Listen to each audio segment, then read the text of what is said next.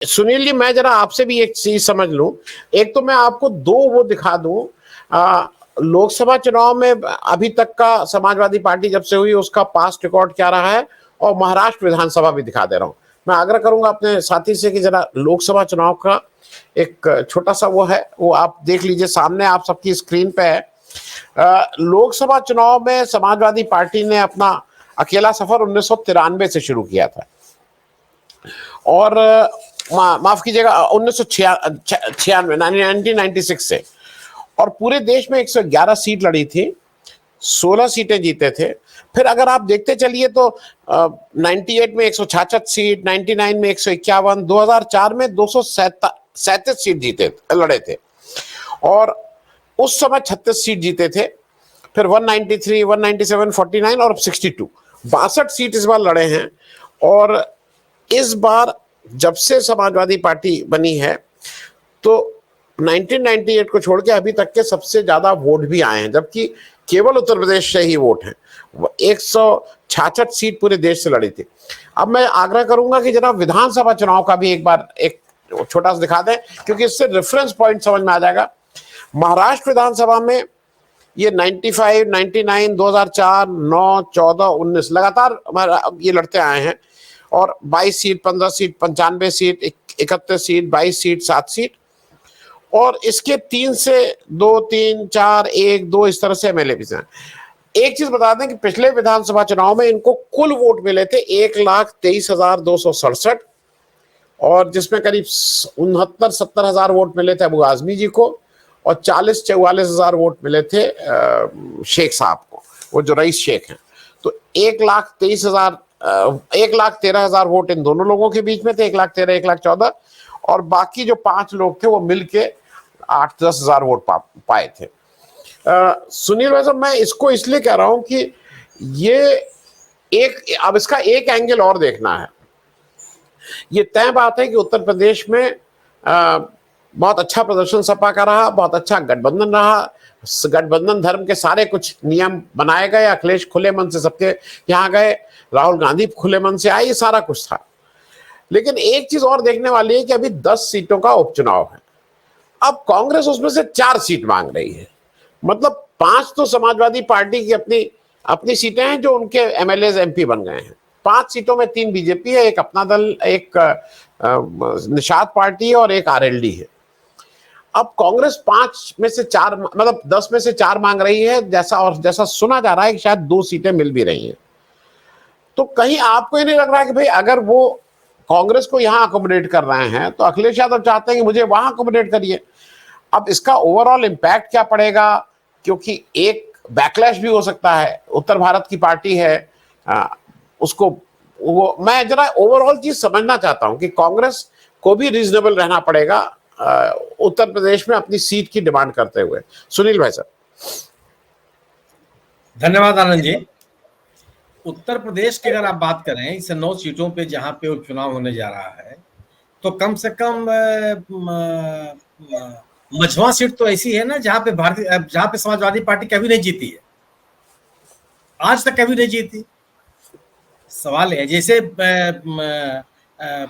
ये मैनपुरी वाली जो सीट है कलहा, वहां बीजेपी कभी नहीं जीती।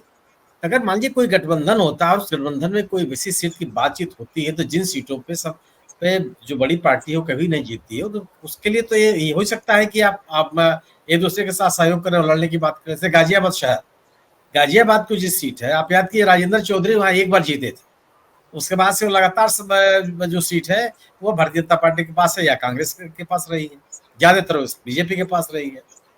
तो कम से कम उत्तर प्रदेश में कांग्रेस की मौजूदगी है। मझवा सीट पर लोकतांत्रिक पार्टी 2 या 3 बार चुनाव जीते हैं, वही कांग्रेस के नेता रहे हैं, भारतीय समाजवादी पार्टी तो कभी नहीं आई। तो आप हम ऐसी सीटें जहां पे समाजवादी पार्टी की तुलना में कांग्रेस की स्थिति रही है, इस गठबंधन में आप आगे दोनों दल एक दूसरे के साथ सीटों का बंटवारा कर सकते हैं।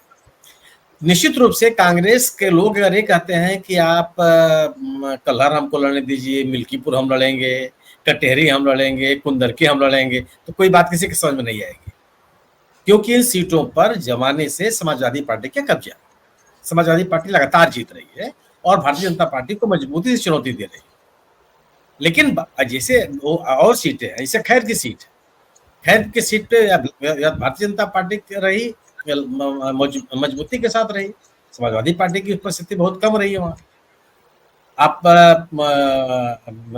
जैसे फूलपुर की सीट है, फूलपुर की सीट पे मैं भारतीय जनता पार्टी की तुलना में भारतीय जनता पार्टी मूलतः वो समाजवादी पार्टी की सीट रही, समाजवादी पार्टी लगातार वहां से जीतती रही है। भारतीय जनता पार्टी यही आगे के 2017-2019 में जीती, कांग्रेस भी जीतती रही है। एक आप यह मान सकते हैं कि दोनों दलों का विभिन्न क्षेत्रों में एक असर है। लेकिन अगर आप बात कीजिए महाराष्ट्र की, महाराष्ट्र पे 2014 के इलेक्शन में था, अखिलेश यादव गए थे, भिवंडी में एक रैली की थी उन्होंने, उस रैली को ही मैं कवर करने के लिए गया था। तब आप ये कह सकते हैं कि मतलब अबू आजमी की जो हाँ मौजूदगी है वो उनकी, मैं निजी तौर पर मानता हूँ कि उससे उनकी निजी तौर पे मौजूदगी है, वो खुद भी एक उनकी एक ताकत है और उनकी एक राजनीतिक हैसियत उन्होंने अपनी बना रखी है, जीतते हैं हारते हैं जो भी। लेकिन अगर राज्य के किसी कोने में अगर आप नहीं है, केवल है कि उत्तर भारतीय लोग वहाँ बहुत रहते हैं इसलिए आपको वहाँ पे जगह मिलनी चाहिए, ठीक है, कोई जगह मिलती है जहाँ पार्टी समाजवादी पार्टी जीत लेती है तो उसको जगह में किसी को देने में आनाकानी भी नहीं करनी चाहिए।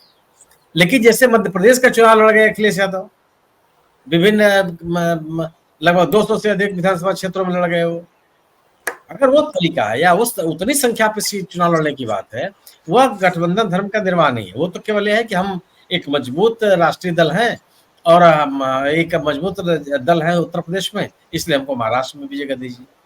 अब आप कहिए कि डीएमके भी कह सकते हैं कि साहब हमको भी जगह दीजिए तमिलनाडु में, हम भी, अरे महाराष्ट्र में हम भी लड़ेंगे, तो छोटी मोटी पार्टी थोड़ा है, बहुत बड़ी पार्टी है। राजनीतिक दलों को अपने राजनीतिक समर्थन का ध्यान रखना पड़ेगा अगर आप गठबंधन को आगे ले जाना चाहते हैं। महाराष्ट्र में कांग्रेस, उद्धव ठाकरे शिवसेना और एनसीपी शरद पवार, यही तीन की ताकत है। इन तीनों के बाद ही किसी का कोई मतलब होता है। अगर आप गठबंधन में भी हैं तो गठबंधन के अन्य सदस्यों को भी इस बात के लिए तरजीह मिलनी चाहिए, देनी चाहिए अन्य सदस्यों को कि आखिर वहां कौन भारतीय जनता पार्टी गठबंधन को हरा सकता है, कौन स्थिति में है, और जो राजनीतिक मौजूदगी किसकी ज्यादा है, जो बेहतर तरीके से चुनाव लड़ सकता है। अखिलेश जी वहां प्रचार करें बहुत फायदेमंद होगा गठबंधन के लिए, लेकिन अखिलेश जी एक दर्जन सीट पर लड़ने लगेंगे तो उतना फायदा नहीं होगा, फायदा क्या बल्कि नुकसान होगा। वो सीटें आप कह सकते हैं कि आप सौंप देंगे बीजेपी गठबंधन महायुति।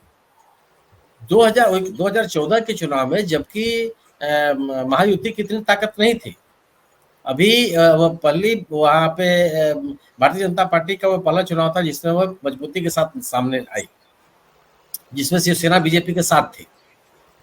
उस दौर में भी शिवसेना समाजवादी पार्टी अपनी कोई बड़ा रोल नहीं निभा पाई थी।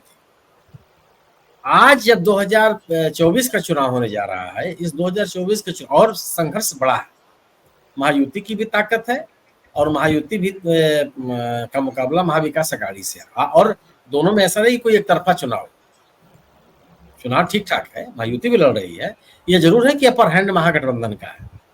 महागठबंधन को आगे लाने के लिए, भारतीय जनता पार्टी को चुनाव से में हराने के लिए गठबंधन के लोगों की जिम्मेदारी बनती है कि वो एक दूसरे का सहयोग करें। जैसे ममता जी ने जाके बयान दिया कि हम उद्धव ठाकरे के साथ हैं, उद्धव ठाकरे का हम प्रचार करें, इस तरह का एक राजनीतिक संदेश माने रखता है।